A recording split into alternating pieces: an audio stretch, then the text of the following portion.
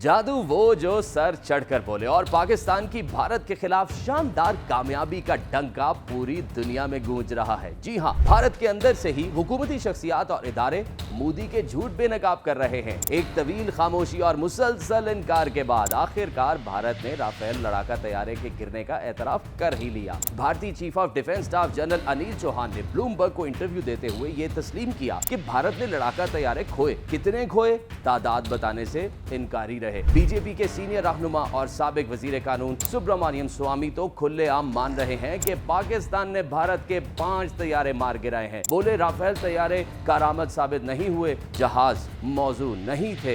Rafale तैयारों की तबाही से भारतीय फजाइया की काबिलियत पर सवाल तो उठ ही रहे हैं। राफेल बनाने वाले फ्रांसीसी कंपनी डासो एविएशन को तहकीकात के लिए इजाजत न मिलने से भी मोदी सरकार पर खूब तनकीद हो रही है। अमरीकी जरीदे द नेशनल इंटरेस्ट ने अपनी रिपोर्ट में इंकशाफ किया है कि भारत राफेल तैयारों की नाकामी का इल्जाम फ्रांसीसी कंपनी पर डालकर खुद को बचाने की कोशिश कर रहा है। दूसरी जानिब हकायक पूरी दुनिया के सामने है। इंतहा पसंद बीजेपी सरकार का पाकिस्तान की खुद मुख्तारी को चैलेंज करना महंगा पड़ा। मोदी का गुरूर खाक में मिला और फिर पाकिस्तान के मुंह तोड़ जवाब के बाद भारत आइंदा कोई भी एडवेंचर करने से पहले 100 बार सोचेगा। और इस 4 रोज की लड़ाई में भारत ने जो नुकसान उठाया, देर से ही सही, भारत आखिरकार शिकस्त मान रहा है।